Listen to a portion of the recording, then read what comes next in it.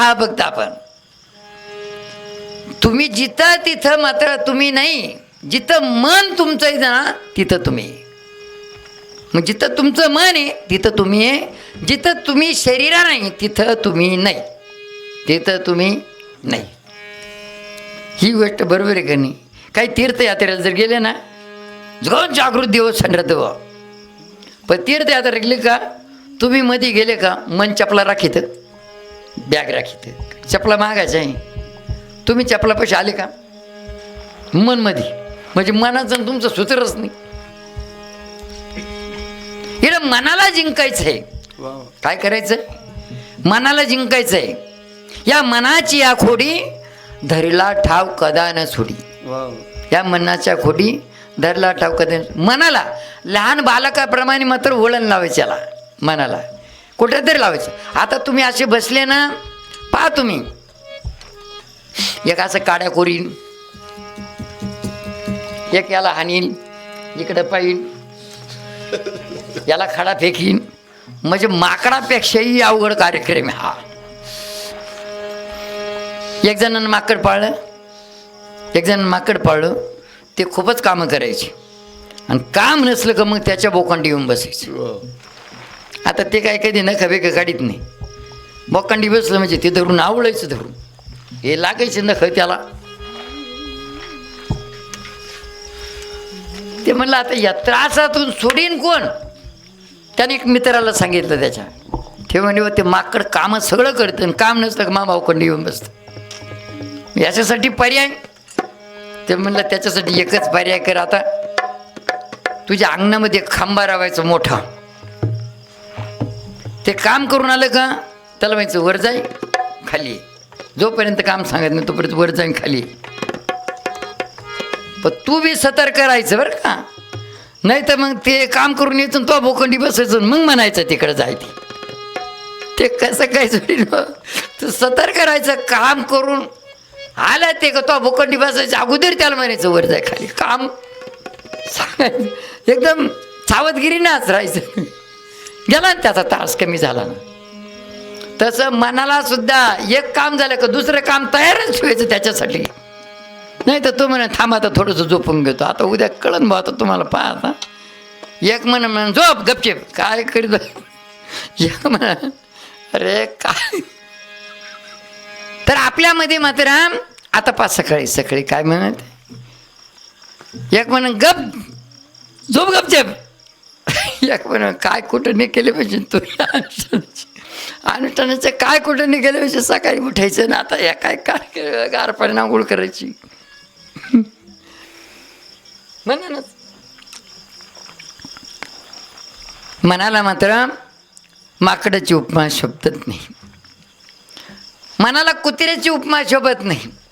कुत्र्याची आता कुत्र्याचं सांगतो तुम्हाला. माकडाचं सांगितलं. एका प्रतिष्ठित व्यक्तीनं 5-7 कुत्रे पाळले बंगला राखायला. त्याच्या बंगल्याच्या समोर अशी झाडं होती रस्त्याला. आणि नेमकंच मात्र त्या ठिकाणी सोयरे समान जमायला पाहुणे येणार होते. आता पाहुणे आले म्हणजे पाहुण्यांना पुरणपोळ्याचं जेवण करावं लागतं का नाही. मांडे भिंडी इकडे मांडे का पुरणाच्या पोळ्या झोपायच्या गोळ्या पोळ्या खाल्या का झोपायच्या. पुरणाच्या पोळ्या सणासारखा सण मनवला. ते म्हणलं बाई कुत्र्यांना पहिलं पोटभर जीव घालून देऊ म्हणजे ते एखाद्या सावली जाऊन झोपतील. आता ते काय माणसं आहे सावली जाऊन जाऊ कुत्रेच ते. त्यांना पोटभर जीव घालून दिलं कुत्र्यांना. इकडं सर त्यांच्या भांड्यात मात्र खरकटं राहिलं. असं पोटभर जीव घातलं. पाहुणे आले जेवण खाऊन व्यवस्थित झालं. ते म्हणले बा जेवण चांगलं याचा अर्थ पाहुणे चांगले घरदार चांगलंच बा जमल्यासारखंच. आता जेव्हा पाहुण्यांचं निरोप घेऊन निघाले ना एक उत्तर 2-3 झाडं सोडून 10-10, 15-15 फुटाच्या अंतरात एक झाड लावलं होतं. 2-3 झाडं सोडून आणि एक कुत्रं कडाकड हाडकं फोडत होतं. त्याच्यातले 1-2 जणांनी पाहिले ती वणीची आहे. माणसाला पुरणाच्या पोळ्यानं कुत्र्यांना हाडकं ना हो भाकरींनी टाकीत नाही माणसं. पहा ना आता त्याच्यातले 2-4 हुशार होते, ते म्हणले जाऊ द्या, कुत्र्याला ते हाडकं चावायचं सवयच राहते. दिला विषय सोडून. पुढं गेले पुन्हा आणखी पुढं तेच ना कार्यक्रम. हे या बाजूनं दिसलं आणि ते त्या बाजूनं दिसलं, ते बी कडाकडं हाडकं फोडायचं. मग तर कार्यक्रम निश्चितच झाला. त्याला असं वाटलं 2च कुत्रे घ्या, दोन्ही कुत्रे हाडकं चावू राहिले. माणसाला पुरणपोळ्या आणि कुत्र्याला हाडकं ना, काय नकोच हे माणसं पण गेलं ना मोडून तिला. त्यांना काय माहिती 7-8 कुत्रे हे 2च कुत्रे, ते बी हाडकं चावू राहिले. असं कुत्रं मन कसं इज्जत घालून टाकेन आपल्याला ते काय सांगता येत नाही. आता हे सांगतो तुम्हाला. आता हे झालं बा मनाचा कार्यक्रम. पुन्हा की मनाचा कार्यक्रम सांगतो. ज्याचं मन दास त्याचं सरळ जगदास. जो मनाचा दास ना, जो मनाचा दास तो साऱ्या जगाचा दास. ज्याचं मन दास तो साऱ्या जगाचा दास. ज्याचं मन दास तो सरळ जग त्याचं दास. ज्याचं मन दास त्याचं सरळ जग दास. जो मनाचा दास तो साऱ्या जगाचा दास. म्हणजे काय, एका लागली तमुकाची तलब. त्यानं असं केलं बा. असं केल्यावर एक जण भरत होतं 15 एकरला पाणी, 15-20 एकरला पाणी भरत होतं. यानं असं केलं, त्यानं लगेच ते पावडं दिलं सोडून आणि खिशात हात लागली. शाळे पुढे तर तिळच विसरली. आता तुम्हाला सगळ्यांना माहिती आहे तमुक खाणारे ते सगळं विसरल बा, पण पुढे विसरत नाही. पैसे ठेवायला अशी पिशवी नाही, अशी तमुक ठेवायला आहे, ते सादळून जाऊ नये. कारण की सादळल्यावर ती चोळता येत नाही ना. कोण पैसे तर शेकत पुढं ते. म्हणून अशा पुढे आम्ही जेव्हा जमा केला ना, काय वैतक माळ घालायला आले, त्यांना म्हणलं भाऊ पहिली तमुकूची पुडी आमच्याकडं. म्हणजे जमा करून घेतली. पाहिली तर पिशी एकदम रगट, पाणीच लागायचं ताण नाही तिला, सादळ नाही, थंडीच वाजणार आहे. तमुकालाच थंडी वाजणार नाही. तमुकाला थंडी वाजली नाही म्हणजे ती सादळणारच नाही. ते म्हणलं आयला पुडी तर तिळच विसरली. ते म्हणलं बा आता पाणी भर, मग येतो तमुकाची पुडी घेऊन. दिलं पावडं त्याच्याकडं. येडं लागलं पाणी भरायला. त्याने पाठवलं. ते म्हणलं देवा असेच माणसं पाठीत जाय. गेलं त्याचं काम करून आला. काच तमुकाची पुडी काचं काय आला मोकळ्यात खेशा झटकीत. तर येत भरायचं होऊन हे बसलं वाट पाहत तमुकाच्या पुडीची. आता त्यानं काय सगळं पुडी आणली. मग कमीत कमी हा माणूस वावराला पाणी भरू राहिला, कमीत कमी 5-25 रुपयाला मिळते काय पुडी, 10-5 रुपयाला मिळते. कमीत कमी तेवढी पुडी घेऊन आला असता तो खुश झाला नसता का. हे आलं तर आलं, ते म्हणे पुरी सापडली नाही म्हणे, दिलं मोकळं काढून. हा मनाचा दास. आता सांगा 15-20 एकरला पाणी भरलं असतं हो, रोजाना गेला असता 15-20 एकरला पाणी भरायचं असलं किती पैसे मिळाले असते. एवढा पुड्याचा बंडल आला असता, खात बस महिनाभर. पण एवढ्या पुडीच्या त्या इड्यासाठी, एवढ्या इड्यासाठी 15-20 एकरला पाणी भरलं. हा मनाचा दास. एकाला लागली बाटलीची तलब, त्यानं असं केलं. पाणी नाही बघा, बाटली.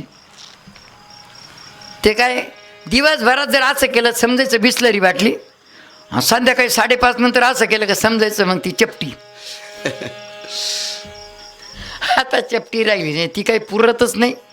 एकदा तोंडाला लावली तर घट काय त्या माणसाच्या 2च गोट समजायची ती. आता त्याच्याकरताचा खांबा आला मोठा. खांबाने आला म्हणजे रात्रभर ताण नाही. तो 200 म्हशीचा गोठा साफ करीत होता. गोठा यानं असं केलं. ते म्हणलं शाय पाकिट तर तिळच राहून गेलं, आंघोळ केली तिळं. येतो घेऊन, दिलं खोरं त्याच्या हातामध्ये. काचं पाकिट आणि काचं काय. गेला ते पाहायला, काम करायला गेला. त्याचं काम करून आला. यांचा 100-200 म्हशीचा गोठा साफून ये बसलं वाट पाहत. आला मोकळं खिशासाठी छायला पाकिटच सापडलं नाही, दिलं मोकळं काढून. तुम्हाला हे सांगायचं आहे, तुम्हाला मनाला आपलं दास बनवायचं का तुम्ही मनाचं दास बनायचं हे तुमच्याकडे आहे. मालकाने गड्याच्या मागं फिरायचं का गड्याने मालकाच्या मागं फिरायचं? आपण ही आत्मा आहे, आपण ही मालक आहे, मन हे आपलं दास आहे. मनाच्या मागं आपल्याला फिरू द्या, मनाला आपल्या मागं फिरू द्या. आपण मालक आहे, पुढं चला. आपण सांगून तसं ऐकलं पाहिजे. त्यांना भजन कर, दान धर्म कर, देवदर्शनाला जाय, शेजार धर्म कर, एकमेका सहाय्य करू, अवघे धरू सुपंथ. बस अशा पद्धतीनं म्हणलं. तेच करता करता तुमच्या समोर येणार मी. का परिस्थिती काय होती तर काय झाली ही आख्यायिका मात्र तुम्हाला सगळ्यांना काही काहींना माहिती, काही काहींना माहिती नाही. 1986-87ला पाचवीला होतो. 1994ला घर सोडलं, 1992ला 10वी सुटलो, 1994ला घर सोडलं आणि 2001ला मात्र गुरु महाराजांच्या सानिध्यामध्ये हिमाचल प्रदेश तिकडं फिरून आलो आणि 18 जानेवारी 2003ला साधनेला बसलो आणि 15 वर्ष 3 महिन्याच्या नंतर 31 मार्च 2018ला बाहेर निघलो. 31 मार्च 2018 पासून तर 30 मार्च 2025 पर्यंत या 7 वर्षाच्या कालावधीत जवळजवळ 37 ठिकाणी आश्रम झाले. 37 ठिकाणी आश्रमाला जागा मिळाली. आणि आताही गुरुपौर्णिमाच्या दिवशी एका दादांनी मात्र तुम्ही अभिष्ट चिंतन सोहळ्याला पाहिलं ना का 2 एकर क्षेत्र दिलं कसाऱ्या घाटाच्या खाली. तर हे कशामुळं? ज्याचं मन दास त्याचं सर जगच दास, ज्याचं मन दास त्याचं सर जगच दास. अहो तुमची कार्यक्रमामध्ये कुठंतरी मात्र तुमच्या जिलेबी राहते, गुलाबजाम राहते, बुंदी राहते, कोणी बालुशाही राहते, काही राहतं ना ते कचोरी पिचोरी. मग नेमकं ते सगळं प्रसाद मंत्राला ना आम्ही जर म्हणलं असतं आमच्या तोंडाला पाणी नसून येत का? आता आम्ही म्हणलं असं फुलं घेऊन या, अगरबत्ती आणा, तुळशीचे पान आणा, पाणी आणा, तुम्हाला सगळ्याला काढून दिलं. आम्ही ते 2-4 येटुळे घालून घेतले इडं प्रसाद आणि पोटभर परमेश्वराने मात्र ते चावून खायला दात छुले नाही. म्हणून आज तुमच्या समोर हे विशेष वाटतं. पहिली गोष्ट मात्र केळीचे कातडे खाली, टरबुजाचे कातडे खाऊन जे पिकते ते खाली, बाजरी शिजून जनावरांना चारते ती खाली. आणि आज मात्र पहिले दात होते तर चणे नव्हते आणि आता चणे आहेत तर दात नव्हते. पण काय नाही, खुश एकदम. काय परमेश्वराने एवढं देऊन टाकलं. 12वी नापास. आणि जर समजा लई शिक्षण झालं असतं तर एखादा डॉक्टरचा कोर्स केला असं सुया टोचीत बसला असतो. काय केलं असं याच्या तरी ते. परंतु परमेश्वराने कृषी क्षेत्राचा कुठलाही प्रश्न असू द्या, कृषी क्षेत्राचा कुठलाही प्रश्न असू द्या तुमचा, 50 मजली बिल्डिंग असू द्या, वास्तुशास्त्राचा कुठलाही प्रश्न असू द्या, तुमच्या घरात सुख शांती का मिळत नाही तुम्हाला आता कळलं. आता या 7 दिवसाच्या कालावधीमध्ये कृषी क्षेत्राचा कुठलाही प्रश्न असू द्या, आजार कुठलाही असू द्या, त्या आजाराबद्दल मार्गदर्शन. आयुष्यभर आपण प्रयत्न करतो, अपयश काय येतं त्याच्याबद्दल कुठलाही प्रश्न असू द्या तुमचा, शेती व्यवसायाबद्दल, शारीरिक स्वास्थ्याबद्दल, घराच्या वास्तुशास्त्राबद्दल, आपलं अपयश काय येतं त्याच्याबद्दल, एकही प्रश्न असा नाही की त्याचं उत्तर आमच्याकडे आहे. माझा